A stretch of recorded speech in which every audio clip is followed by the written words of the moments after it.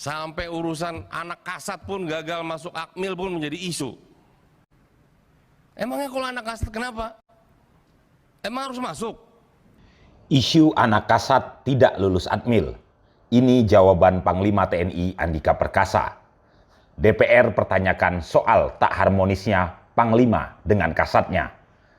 Effendi Simbolon, anggota Komisi 1 DPR RI, mengkritik soal TNI yang menurutnya terjadi semacam disharmoni hingga pembangkangan di tubuh TNI. Dia mencuplik sejumlah isu aktual, diantaranya mutilasi warga sipil di Papua hingga isu tak lulusnya anak kepala staf Angkatan Darat di Akademi Militer. Ada apa pembangkangan ini? Mengapa terjadi pembangkangan di tubuh TNI?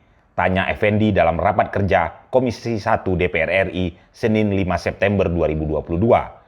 Dia meminta penjelasan kepada Jenderal Andika dan Kasat Jenderal Dudung Abdurrahman yang diwakili Wakil Kasat Letjen Agus Subianto. Ada apa sampai disharmonisasi begini?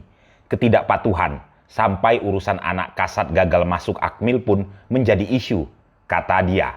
Memangnya kalau anak kasat kenapa? Memang harus masuk. Memang kalau anak presiden harus masuk. Siapa bilang itu? Ketentuan apa? Kata dia lagi.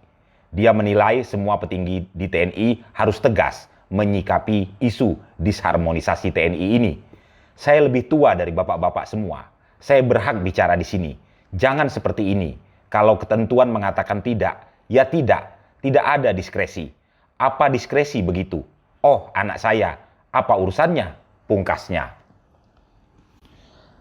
Menjawab hal ini, Panglima TNI Jenderal Andika Perkasa menjawab soal isu anak Kepala Staf Angkatan Darat, Kasat Jenderal Dudung Abdurrahman yang tak lulus Akademi Militer.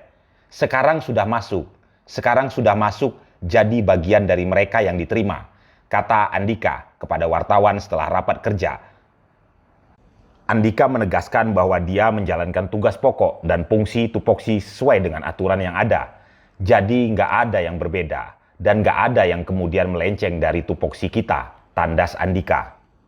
Jenderal Andika mengungkapkan selama menjabat sebagai Panglima TNI dia hanya menjalankan tugas pokok dan fungsi sesuai dengan peraturan perundangan.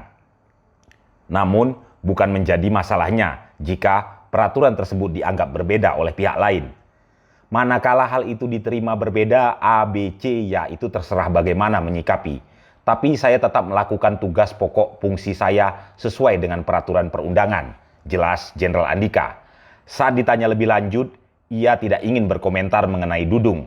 Dia meminta hal itu ditanyakan langsung kepada Jenderal Dudung. Itu ditanyakan langsung aja.